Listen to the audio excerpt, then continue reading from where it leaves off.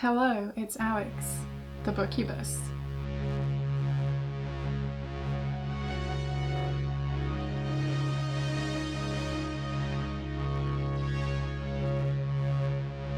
Today I'm going to be talking about Vamptember. This is a month-long vampire-themed readathon created by the lovely Regina at Regina's Haunted Library. And I'm a co-host this year, which is very exciting. And we're also joined by two other co-hosts, Edie Lewis and Elizabeth Sagewood. If you aren't already subscribed to their channels, please go do that. I will leave everyone linked in the description below. So today's video is a Vamptember announcement, and I'll be going through the prompts, which are optional, and I want to talk about my TBR. And I also have a little bit of a watch list too. But yes, I'm excited to just dive into a bunch of vampire stuff in September. And I figured, why not set up my camera back in the dungeon?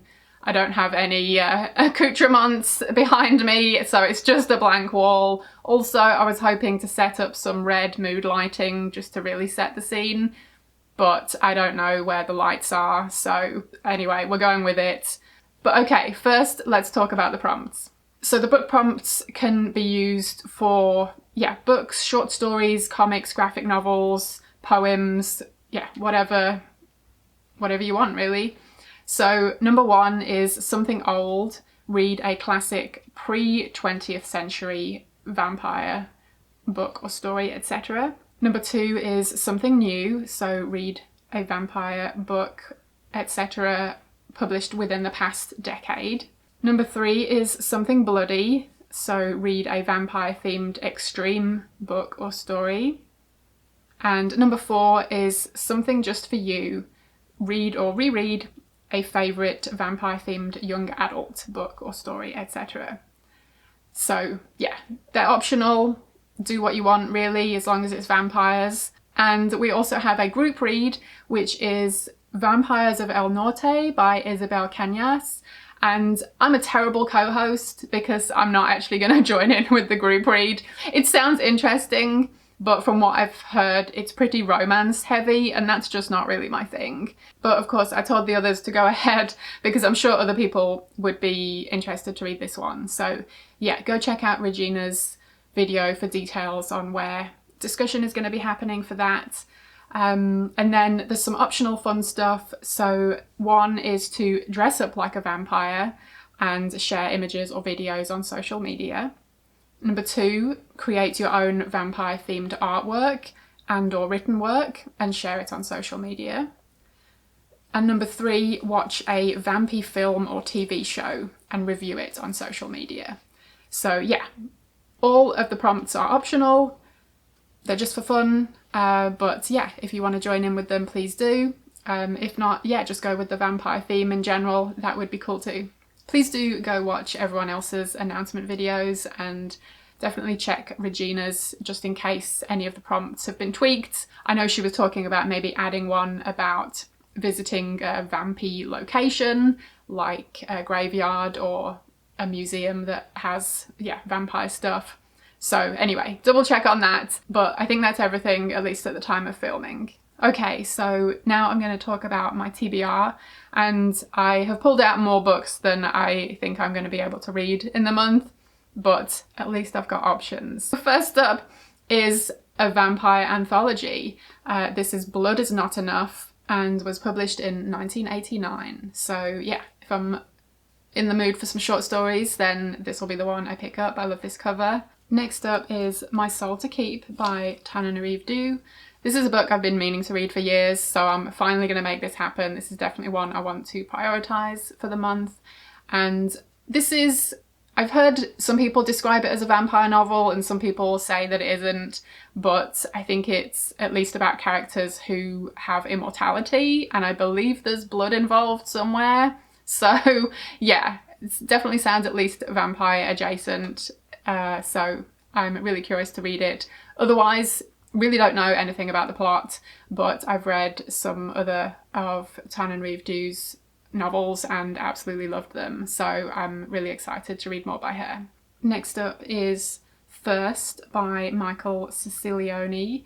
originally published in 1996. And this one, yeah, there's a lot about seduction and sex and private pleasure clubs. So I think this is basically S&M vampires. I'm here for it. And I'm also going to be buddy reading this with the lovely Brian from Bad Taste Books. Again, if you aren't already subscribed to his channel, please do go do that right now. I will leave his channel linked below. He's awesome. And yeah, we're going to buddy read this. We're going to dive into the underground world of vampire S&M shenanigans. It's going to be a good time. Next up is In the Valley of the Sun by Andy Davidson. This one, I believe, is kind of like a horror western type of thing, or at least, yeah, kind of hot, dusty location. It definitely gives me Near Dark vibes, which is one of my favourite vampire films. But otherwise, yeah, don't know too much about the plot. This is another one I've been meaning to read for ages. I found this copy in a thrift store a few years ago, I think, and it's just been sitting there.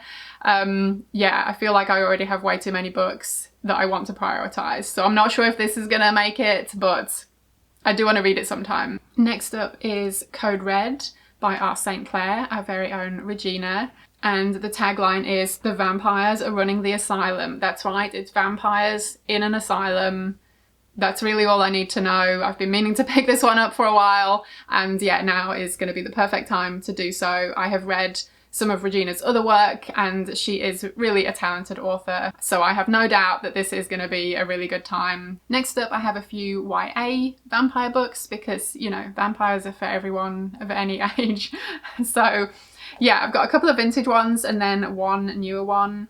First up is The Initiation by Robert Brunn, which is part of the Twilight series. Not that Twilight though, this was before the Sparkly Vampires. And this originally came out in 1982. And this is about a teenage boy who starts at a prep school and I guess finds out that some of the students are vampires.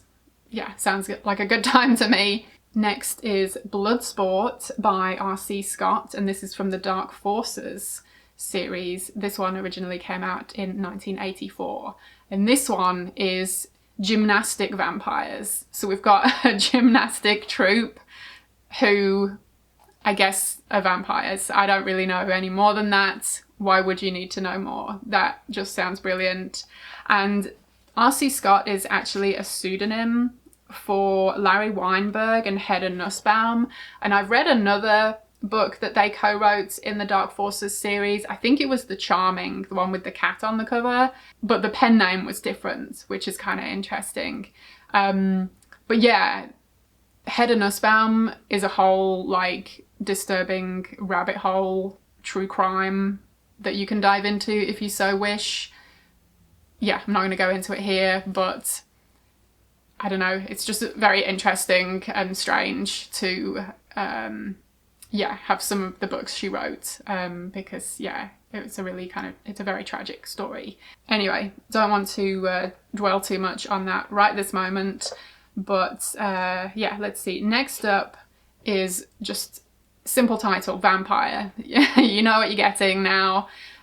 This is by Richie Tankersley Cusick and was published in 1991. I have really enjoyed some of Richie Tankersley Cusick's other YA books from the 90s, and yeah, this is one I've been meaning to check out for a while, so looking forward to finally doing so. And last up is Mina and the Cult by Amy McCaw. This is the third book in the Mina series. This third book just came out last year. I have previously read the other two books in the series and really enjoyed them. So this is a newer book, but it is set in the 1990s. So we have all of those great nostalgic vibes. And yeah, it's about a teenage girl called Mina who finds herself involved with vampires in New Orleans, of all places. So yeah, really looking forward to finishing the trilogy. Okay, so that's it for the books. I definitely have too many. I can't imagine I'm going to get to all of those in September, but I definitely want to try, so we'll see. There's definitely a few of them I want to prioritise, so hopefully I can at least get to those. And yeah, I also put together a little bit of a vampire watch list. I've got 10 films here. Again, we'll see which ones I get to, but at least I've got some interesting looking ones to choose from.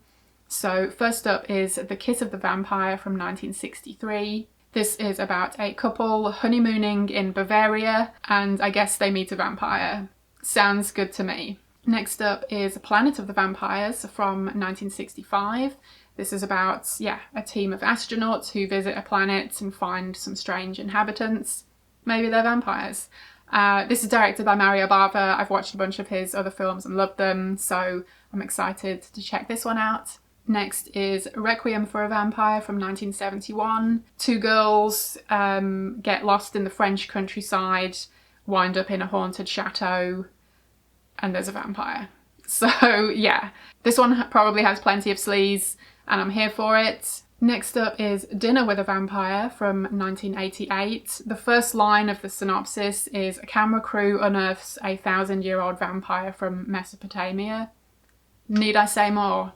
We've got Pale Blood from 1990. This one is vampires in Los Angeles. We've got some women who have been found dead and their blood has been drained. So yeah, again, maybe it's a vampire. We have Innocent Blood from 1992. This is a fairly famous one. It's directed by John Landis and it's one I've been meaning to check out for ages, just haven't gotten around to it. And it was filmed in Pittsburgh, so I definitely want to check it out. This one is mob themed, but also with a vampire. Next up is Nadia from 1994. And yeah, this one sounds like a family of vampires and we have Dr. Van Helsing tracking them down. So yeah, sounds like it's a kind of a gritty New York City arty take on the classic Dracula story. Next is The Forsaken from 2001, and this one is not well rated, so who knows if I'll actually get around to this one. This one definitely looks like it's from that era of early 2000s horror, where all they do is find some pretty people and throw in a new metal soundtrack and just be done with it. So we will see. Next is Devour from 2005. This one is also not well rated, and it actually has something to do with some characters becoming addicted to a video game. So I don't know how that exactly involves vampires. So I don't know, it could be interesting, but yeah, going by the ratings, it isn't. So we'll see. And last up is Norway from 2014, and this one sounds like it is set in the 1980s and is about a character who, it says they are devoured by the dark underbelly of the city. So yeah, not exactly sure what to expect from this. This one kind of looks like another arty one, which I am intrigued by. So that is everything I'm hoping to get to during the month of September for Vamptember. I guess we'll see how many of these I can actually knock out, and I will definitely report back with my thoughts. I really hope some of you will join in with Vamptember. It's going to be a really good vampy time, and yeah, getting into September, things are starting to get, official spooky season, so I think this is a good way to lean into that before we get into October and all of the Halloween shenanigans. If you are joining in, I would love to hear about what you're planning on reading or watching or doing for Vamptember. And if you share any videos or anything on Instagram or wherever, feel free to tag me. I would love to, keep up with what you're doing. And also, please do go check out all of my friends in the description below and go subscribe to their channels if you aren't already, because they're all awesome and always deserving of more subscribers. So that's it for now. Thank you ever so much for watching. I hope you enjoyed it, and hopefully I will see you again in my next video. Bye!